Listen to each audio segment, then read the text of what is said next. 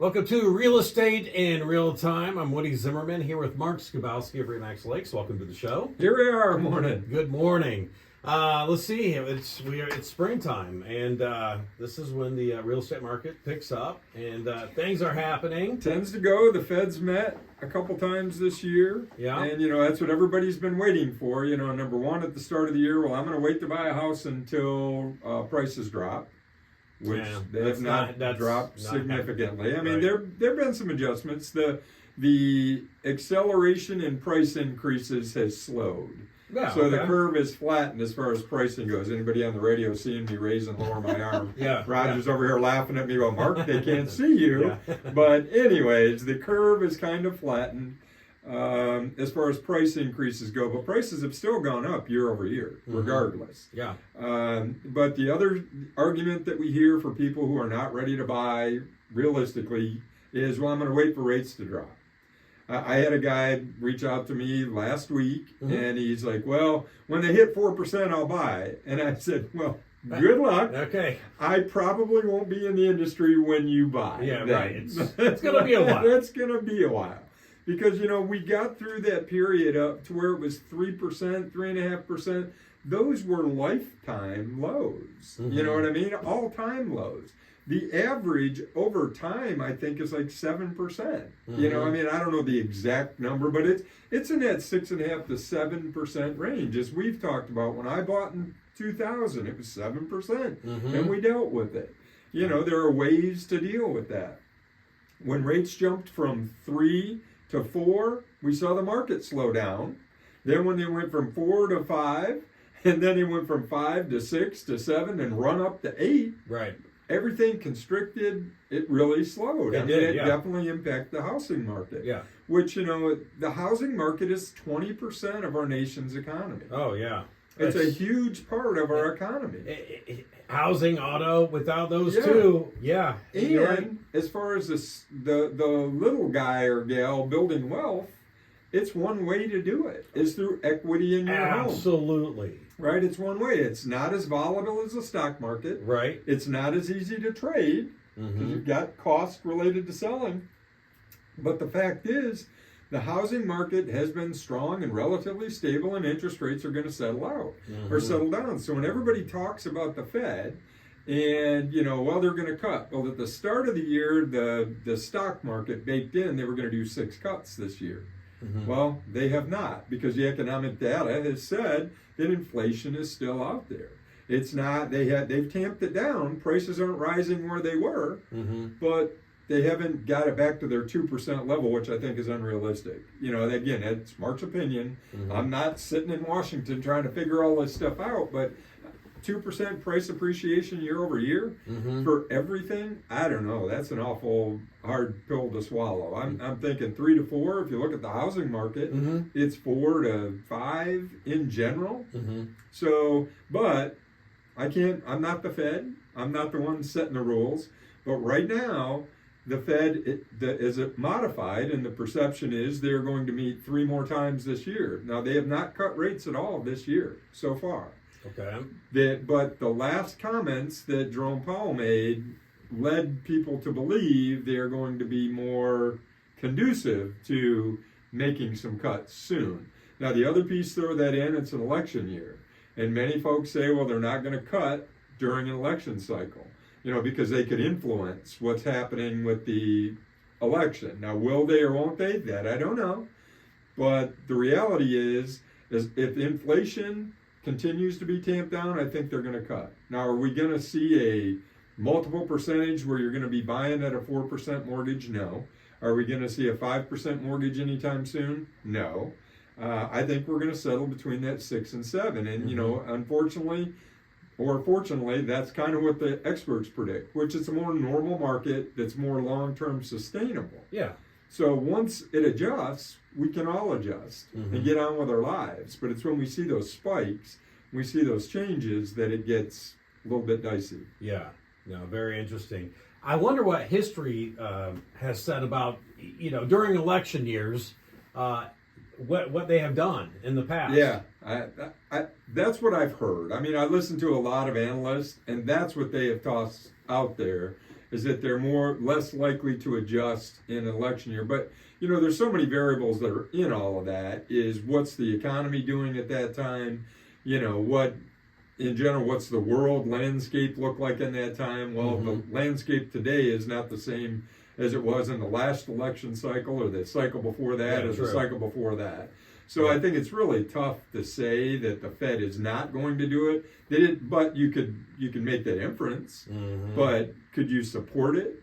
Statistically with numbers, this is why they did what they did. It's hard to put world affairs into that mix. Right. So right, I don't know. Yeah, we're going to talk more about this. Come up here next. You're listening to Real Estate in Real Time. And welcome back. You're listening to Real Estate in Real Time. I'm Woody Zimmerman here with Mark Skabowski of Remax Lakes. And we're talking about, we opened up the show with that, the Fed said that they were going to reduce rates at the beginning of the year and do it maybe 6 times. But so far, they have not done that this year. Yeah, that's what was proposed. And everybody, the Fed, they call it Fedspeak. Everybody hinges on every word, right? What did he say is? Did he say and? Did he say the? Did he say but? Right. The reality is they've got a couple of goals. And unless unemployment peaks, spikes, or inflation drops off dramatically, they're not going to do a whole heck of a lot of anything. That's what I think. That, now inflation is coming down. It is tamped down. There was a time when it was 10-50, everything was going up. 10-15%. It was crazy. Yeah. It's leveled out. Are they at an acceptable level yet? I think they're saying it's 5%. I don't know how they get from 5 to 2, which is their stated target, because of all the other stuff that's in there. Right. But let's worry about the things that we can control, or talk about things that we know we need to have. As we mentioned, housing's 20% of the nation's economy, so buying and selling homes is a big deal. It is. There's a lot of volume that goes through that, and it impacts people's lives. Everybody, you want shelter. Everybody wants a place to live. Everybody needs a place to live, right, that they're comfortable in. So it goes back to, what's your why? Why do you want to move? Is it because you want to take profits? Is it because you have to due to a job change? Is it because you've added another one to the family, or you became a family? Whatever that is, you've got to make those decisions. So in buying, there's some costs associated with that. And most of us are aware, if you go get a loan, there's costs related to that. Yep. Right? So on top of the loan costs, there is government recording costs. It's not a lot on the buy side, but your deed has to be recorded. Any of the documents that you sign, your mortgage has to be recorded. And that's a good thing, because when you go to sell your house, they do a title search and make sure, are there any outstanding liens against your property? Correct. So you've got some recording costs. You've got the cost of appraisal, which is typically a lending cost. Credit report. You've got to have your credit pulled, and they charge you to do that. Origination fees. Lenders charge for writing a loan. And there's a line item in there that's lender origination fee. That is one of the fees that you pay. There's title services. On the buyer side, you actually pay a policy to insure your lender, to make sure that if you default, your lender gets paid. Right? So it's lender's title policy. It could potentially have some surveys. Underwriting fees, those could get added in. In Indiana, we close with a title company, so not necessarily attorney fees. If you want to add those in and have an attorney review your contracts, you're welcome to. And, so those are closing costs that are negotiable. And as we talked about last week with the new buyer compensation agreement, where the buyer is negotiating with their agent for the commission that they're going to be paid, we can ask for seller concessions to pay those buyer broker fees and your closing costs. Well, that could make a big difference for a first-time home buyer. Absolutely, and that's one of the options that we have for first-time home buyers is we ask the seller for concessions. So even though we've had the lawsuit and the settlement, and it's not final yet, but the fact is, we can negotiate those things on the buyer's behalf. Right. So that's where the importance of a professional agent, you're unrepresented. Because then one of the thoughts is, well, I'll go and I'll ask a seller I'll ask the listing agent. Well, the listing agent can't represent you legally. Right. Without a buyer compensation agreement. I mean, it's just a mess. But we're getting off topic on closing costs and the costs related to. Ultimately, we can ask the seller to pay those concessions. Now, will they agree? It's negotiable. We'll see if they do or they do not. But remember, most sellers have explored their why.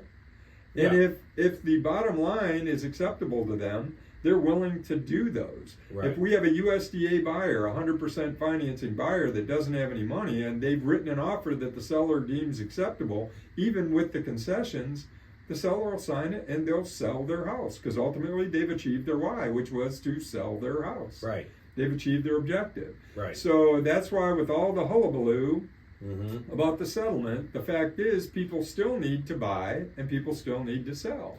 See, and this is where I think, because of like this lawsuit, this agreement that NAR has come up with, is that how much more important an agent today is to work with a professional, because a lot of people over the past couple of years, it's like we've had so little inventory, and so your $1 million home goes on the market, an hour later it's sold, and so forth, and that's a lot of commission to give to somebody who worked, for like say an hour, so to speak, in quotes. But when it gets down to everything that you mentioned, making sure that this is all done properly and so forth, and having that negotiating ability, that's where I think an agent, it becomes more and more important, instead of putting my house up, FSBO, and just, hoping that I do it right, because I don't do this every day. Well, absolutely. And, it's going to the dentist and having them fill in a cavity. You want it to be done right. Yeah. You don't necessarily care if it's done fast. In fact, I'd like to have it done faster. Yeah. Right? If you're going to fill it, be fast. Yeah. I'm good with that. Just make sure it's done right. Correct. So, the analogy, well, you only did work X amount and it got done. Well, it got done and it got done correctly. Yeah, so and you wanted it. That's what you wanted. It done and you wanted it done right. Yeah, but that's just because of the market right now. Correct. There's been no inventory, so things are selling quicker. Absolutely. It's that supply demand, because there are people that are out there that have explored their why and they need to move for whatever reason, just as there are sellers that need to sell for whatever reason. So ultimately the costs associated for buyers in many cases are negotiable. Now, not every case. There could be a seller, you write a contract and you say, well, I negotiate, I want you to pay XYZ on my behalf, and the seller say, nope, not going to do it. Now you got to think about that, because there's maybe 5 other people lined up to buy that aren't going to ask for those concessions. So if you need them, great. If you don't need them, that's okay too. But ultimately, it is a negotiation. That's what it comes down to, is the buyer and the seller negotiating. All right, interesting stuff. You can continue this conversation with Mark. Mark, your contact info? Sure. Phone number is 574-527-0660. Website, skabowskiteam.com. You can always email me at mark@skabowskiteam.com. All right, you've been listening to Real Estate in Real Time. Have yourself a wonderful weekend.